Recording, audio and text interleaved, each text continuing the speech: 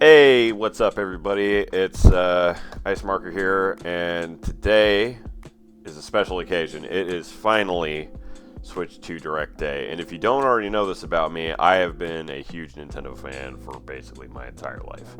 And I've always considered myself to be a Nintendo plus PC guy, as I've always had the PC to back me up for all of the games the wide swath of games that computer gaming can provide, and Nintendo because, well, they have good franchises, good IP, and I mean, I grew up with them, so why not? But besides that, today we finally got our big reveal for the Switch 2, and I wanted to make a quick video. I didn't want to react to the whole Switch Direct. There's plenty of other YouTubers that are far bigger than me, to be honest, that you can watch that will have your full reaction videos and stuff like that. I just wanted to go over my quick thoughts on what I think, as a lifelong Nintendo fan, what I thought Nintendo brought to the table today. I've had my Switch 1 since about 2019. I was a little late to the party, mainly because I bought a Wii U. And if that doesn't tell you how big of a Nintendo fan I am, I don't know what will, other than, I guess, the Virtual Boy. But that being said, the Switch 2 is basically everything I expected, and that's not a bad thing. More importantly, it is bringing third-party support like we have never seen before, especially at the start of a Nintendo console lifetime. Not to mention some concerns with that, mainly having to do with pricing, but we'll come to that. So what I'm going to do today in this video, instead of, again, reacting to the whole hour-long Switch Direct, is I'm just going to make a short video going over my bullet point list here I made, going over basically what I consider are the major things that I saw from the Direct today. So without further ado, let's get into it. So first off, let's go over the console features. So the console features here, mouse mode. Mouse mode was something that was very strongly hinted at in the initial teaser video that they released a couple months ago, and I am so happy to see that confirmed. I thoroughly believe, I know some people have kind of made jokes since then, saying that, mouse mode seems like it's going to be awkward to be on like a couch and stuff like that, but I think they might, it's going to be a situational thing. Not every game's going to force you to be in mouse mode, so it's just another option. And I think that is a huge option to have. Some games on console are just going to play better knowing that you have that PC-style mouse movement. Looking at the list of games that are going to be ported to the Switch 2, Civilization 7 was on that list. I'm not a big Civilization guy, but I know people, and I've played, the last game I played was, Civ 5. That is something that is very, very likely going to make Civ 7 like the definitive console version, being on the Switch 2 with the mouse mode. So, and as they demonstrated for Metroid Prime 4, which again, another thing we'll talk about in a little bit, insanely useful. Again, another option. You don't want to use the controller dual stick thumb controls for aiming? By God, we got you a mouse control. Not to mention, waggle pointer, also another option. So you basically have no excuse to be like, this control scheme doesn't work for me on this game. Like, well, tell you what, we got waggle, we got motion controls, we got your buttons, we got your joysticks. Now we got your mouse controls, so you got no excuse. So mouse mode, excellent. One of the biggest things, honestly, for me, especially as a Nintendo Plus PC guy. Bigger Joy-Cons. I don't know about you, but I'm in my mid-30s, getting into my mid-30s, and my hands haven't really gotten smaller. And I did notice as I was playing the Switch 1 over the years that long play sessions, your hands can really start to cramp on those stock Joy-Cons. And I'm not the kind of guy, I don't like buying like big extra grips from like third parties and stuff that makes it look awkward and it just clashes with the style of the hardware. I don't do that. So seeing that the stock Joy-Cons are going to be bigger, more comfortable buttons, that's great. And for the people who are, the Gen Zs, who grow up, or the Gen Zs and the Gen Alphas who are growing up with the Switch 1, as they're getting older and their hands get bigger and crampier, they're also going to appreciate that. So another big win there. Game Share, Game Chat. Game Share, as I understand it, acts like Download Play did for the DS and the 3DS, which is basically if one copy of a game is on one system, you can temporarily share it live with other people in the room that also have a Switch 2, and they can all play with you. Fantastic feature. I don't know why it keeps going away and then coming back. They just need to keep it because it's always been fantastic for spreading word of mouth. Like, there is a business incentive for Nintendo to do this as well as just making it so that, like, hey, some people just don't have the money to buy a game that you may want to play with your friends. And, I mean, this is a clean way to do it. Just let them download a temporary mini copy of it. Game Chat, I mean, wouldn't be beyond Nintendo to reinvent the wheel once in a while. So, you know, here we go again. I appreciate them doing it in their Nintendo way. They usually like to do it like that. So, you know, here's hoping that it just works smoothly. That's my only hope. I mean, it's there for people who want it. Otherwise, I know a lot of people that are just going to probably just stick to Discord or something. So, resolution and frame rate, pretty obvious one.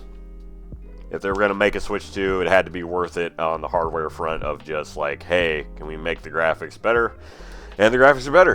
And 4K 120 FPS seems to be the cap for everything. And you know what? As a PC head, that is perfectly fine. I'm not a big resolution frame rate snob. You give me 60 FPS and 1080p, I'm happy. I'm snug as a bug in a rug. But the fact that it can go higher than that is nice. And I happen to have a 4K TV. I don't have a 4K monitor, at least not yet. But I've never felt the need to go above 1080p. But when I do have a 4K TV, you know, it'll be nice to see that like really subtle difference, that just higher fidelity. So again, a nice thing to have. Not necessarily a requirement, but I'm glad they went that far. GameCube, Nintendo Switch Online emulation. I have been lots of Nintendo fans have been asking for GameCube emulation for years. It took them far too long to get to this point. They've had to do like ports. I mean, part of the reason my personal conspiracy theory was that they were just not going to do GameCube because they kept porting over GameCube stuff to different systems. They ported Luigi's Mansion onto 3DS ages ago. They just recently ported the Thousand Year Door, Paper Mario. So that was all signs of like, they'd rather just pay a team to remake a game from the GameCube and put it on the Switch natively rather than just make a GameCube virtual console. So I'm glad they're finally doing it. Like, the GameCube has an incredible swath of games that they can pull from and easily put on the service. So here's hoping that the emulation is high quality and that it matches what you would get from a real live GameCube or a early launch Wii, for those of you who know. Enhanced Switch 1 ports. Awesome. I actually kind of wasn't expecting that. But I'm happy they're doing it. It is paid. I think it's like $10, $15 or something like that. But there is going to be a selection of games that Nintendo is actually paying their teams to actually go through and enhance, making sure that the games will work on a higher frame rate and can display at a higher resolution without causing any weird bugs. So I am looking forward to that. I'm probably not going to buy every upgrade port, but I will definitely pick out my favorites. I'm definitely thinking Tears of the Kingdom, because that game running at 4K 60 FPS sounds incredible, and I will absolutely replay it at that frame rate, so we'll see. Switch 1 compatibility, this was already announced, but I do want to stress Nintendo. I was there for the Wii U to Switch jump, and it was a hard pill to swallow. Nothing carried over. And we were already used to GameCube to Wii was nice because the Wii had GameCube compatibility. You had the ports on the top. This was the launch Wii, of course. Not for the people who bought it later. They removed it. But, like, my entire GameCube collection from when I was a kid and a teenager got to carry over to the Wii. I didn't have to worry about breaking out the GameCube ever again because the Wii just did it for me. When the Wii U came out, they had a service where you could transfer the Wii menu onto the Wii U because the Wii U had a Wii mode that let you go back to the previous console and let you play all your transfer account stuff over. But then the Wii U to the Switch happened, and they just said, sorry, we're not bringing over anything, and they just nuked everything on the spot. So the fact that, thankfully, they're going back to this backwards compatibility, so much better. So much better. And I appreciate that they took the time, and they made the decisions that they needed to happen to get to this point to say, you know what? You don't want your Switch One anymore? Or if you're not going to hold on to it or sell it or give it to your cousin or whatever, don't worry. If you want to keep any games from that, you can bring them on over to the Switch too. So, excellent. Alright, so yeah, as far as console features are concerned, absolutely incredible. I am so stoked. This is worthy of the 2 at the end of Switch 2. New Nintendo games. So, because at the end of the day, we can talk about hardware all day. If there's nothing to play on the hardware, nobody's going to care. So, new Nintendo games. Let's start with Nintendo. We'll get to third party in a bit there. Sorry, I'm still a little sick. Metroid Prime 4. Now, we already knew it was on Switch 1. We literally had a Switch Direct last week. Metroid Prime 4... people already had the conspiracy theory that something seemed a little advanced for the Switch One. And to be fair, some of the textures seemed like they were like a little too blurry. And even for a Switch 1 game. And we were thinking, okay, maybe they built this in Switch 2 and then they had to scale it back. Kind of like loading a brand new game on your computer that can't quite handle that game, but then having to tilt down the graphics a little bit, and it causes the textures to get a little blurry. That's what it seemed like on the Switch 1 trailers. Like, they took a Switch 2 game and then they just ported it down a little bit. So, if anything, it's funny that they're calling this Metroid Prime 4 Switch 2 edition, because I feel like it might be a similar situation to how Breath of the Wild was when Wii U and Switch 1, where they were building at the same time. But the big difference is that, the Switch 2 version is just clearly superior. It's going to run faster, it's going to look better, it's going to look cleaner. So, yeah. Either way, probably going to be an instant buy for me, pending some really rough reviews that would have to come out. But, I have faith in Retro Studios. Metroid Prime 2 is my favorite, too, so... laugh all you want, all you Metroid Prime 1 heads. I have lower and higher standards at the same time, and if you know, you know. Mario Kart World. Cool, great. Mario Kart 9 is a reality, and it's like Burnout Paradise, kind of, is what I'm getting. Which, cool. Burnout Paradise plus Mario Kart, sign me up. It's one of my favorite Burnout games. So, I don't know, not much to say. It's Mario Kart. It's going to sell gangbusters. And to save me money, I'm probably just going to go ahead and get the bundle. So, I missed out on Mario Kart 8 Deluxe because I had Mario Kart 8 on Wii U, and I'm not going to miss out on Mario Kart 9 this time. So, and we're going to come back to the pricing on all this in a bit. Kirby Air Riders, I'm not going to lie, I almost cried. Almost. Kirby Air Ride is my sister and I's one of our favorite GameCube games. It is something I have a lot of fond memories with. It was probably one of my favorite racing games of all time, and it's not even like a super serious racing game. Masahiro Sakurai was cooking when he made Kirby Air Ride. And the fact that we are finally... I didn't think I would live to see a sequel, honestly. Again, I'm just getting in my mid-30s, and I was starting to get deathly afraid that we were not going to get a Kirby Air Ride sequel. So the fact that it's real is incredible. So I cannot wait to see more of that game when they get around to it. Donkey Kong Bonanza. I didn't really watch. That's the only one I didn't really watch a trailer of. From what I could tell, it seems like a kind of a open world, or not open world, but it's like kind of a 3D, 2D mix platformer. Which, bring it on! I mean, it looks like a nice spiritual successor to the Donkey Kong Country Returns series. So. Definitely going to keep an eye on it. I think if it reviews well, I might, I kind of skipped over. I have Returns, but I never really played it all that much, and I skipped over Tropical Freeze. So, and I know a lot of people who are big fans of those games are going to be like, what are you doing, dude? Do you like platformers? What is wrong with you? Bear with me. I'm more of a Mario, like, mainline guy. I'd rather play, like, something like Mario Bros. Wonder or Mario Maker than, like, a Donkey Kong platformer. But I do respect it. And then finally, Switch 2 Tour, I'm just going to briefly mention, it is strange they are not just straight up packing the game in. It's supposed to be here's the system companion game, launch companion game. It seems like it's positioned like that, but the charging for it, which, okay. They kind of did that, I believe, with Wii U, with Nintendo Land. Although there were some bundles where it just kind of came in free and it didn't have an additional cost, but you had to get like a bundle that specifically had it, and like I don't know. So, I'm not sure.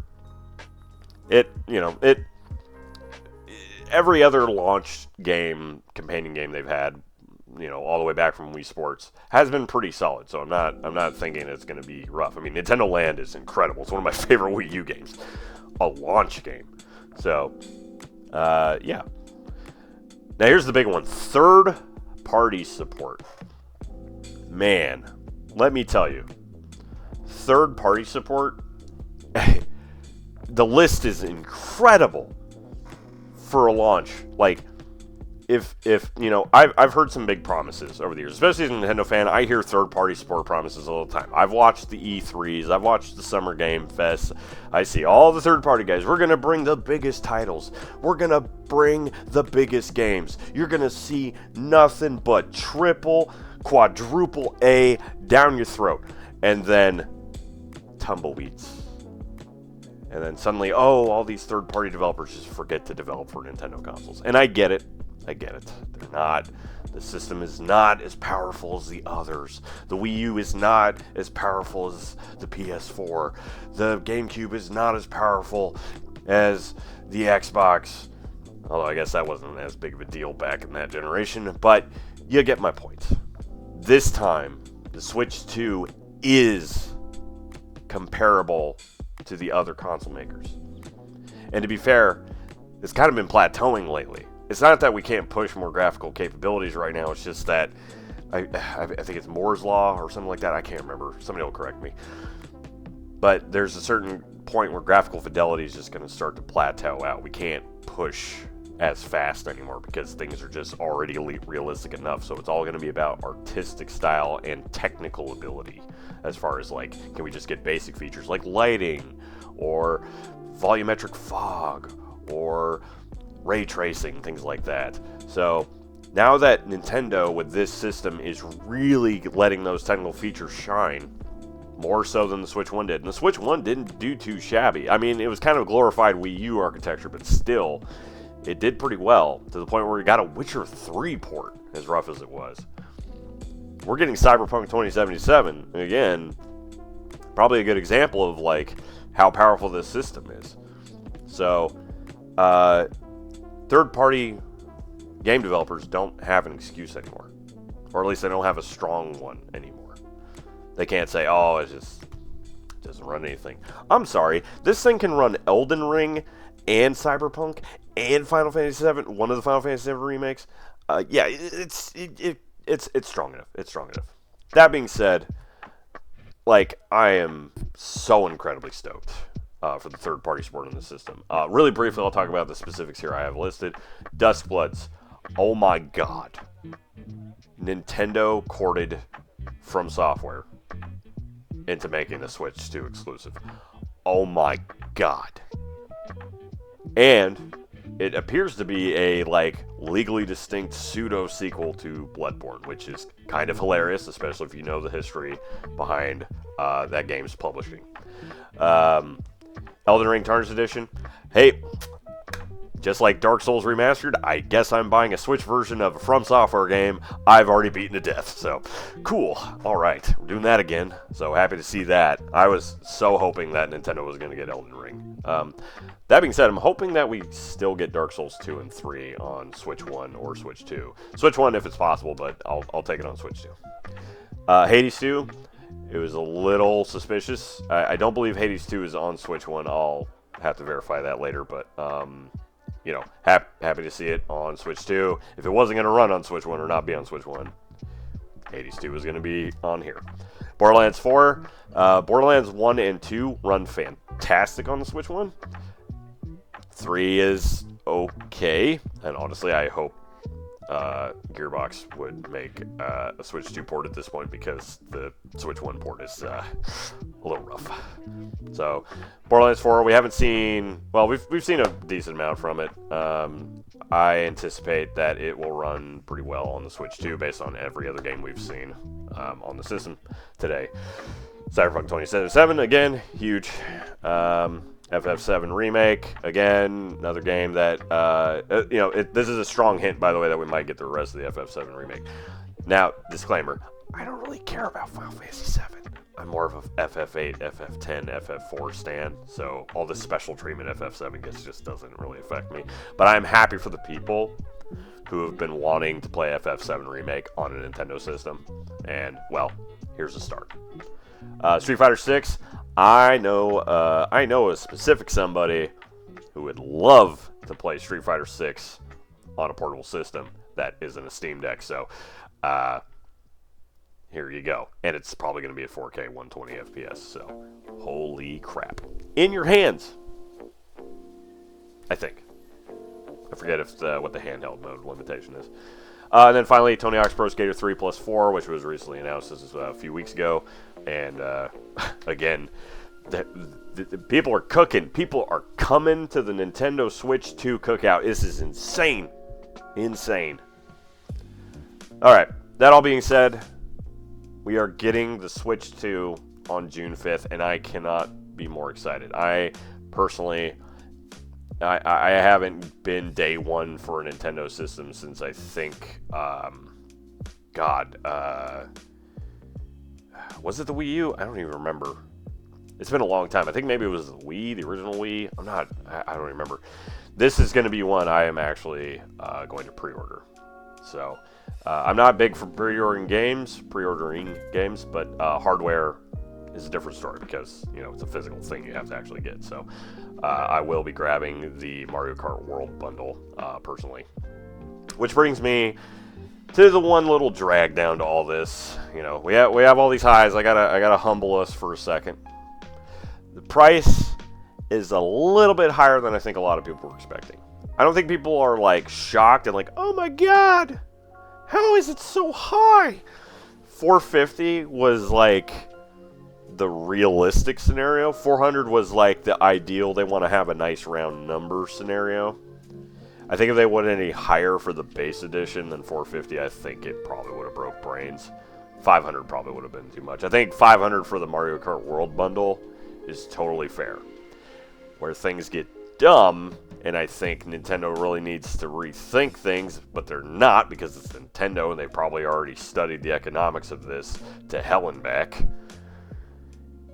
is the price of the games. Digital is $80 for US price. Physical is $90. That is crazy. And in this economy,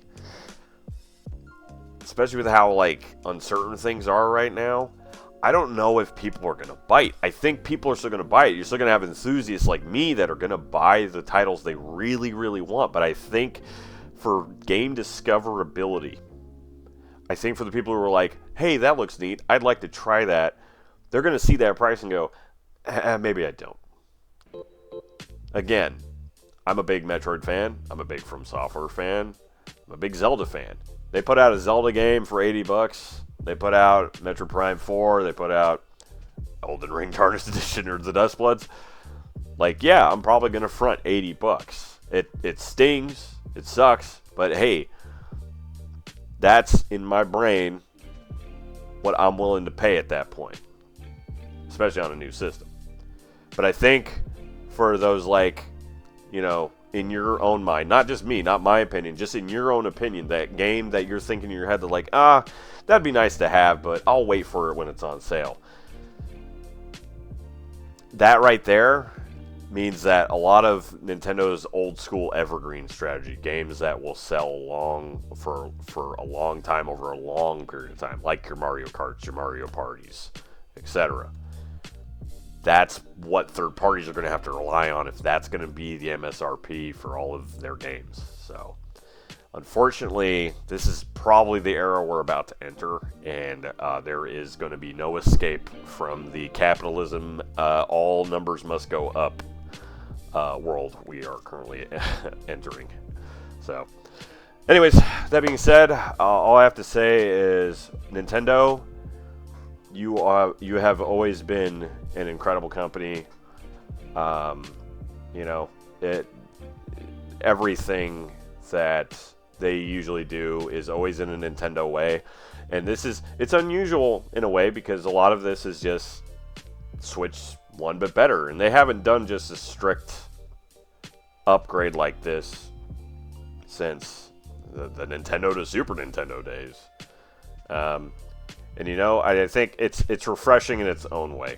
They're breaking from the cycle of we got to have this big new gimmick every time. And you know, mouse mode kind of comes close, but it's more of just giving an option rather than forcing a gimmick on people. They're not trying to sell the mouse mode like it's this big revolutionary new thing. They're just saying, hey, look, here's another option for you. So, with that being said, guys, I'm going to take off. I have a stream later today. But other than that, hope you enjoyed this little video. I don't usually do little isolated videos like this, but if you'd like to see more, let me know in the comments. Give me a like, subscribe, all that YouTube jazz. And I hope to see you guys on the Twitch stream or back here on YouTube later. So, have a good day, guys. And the Switch 2 is coming. Peace out.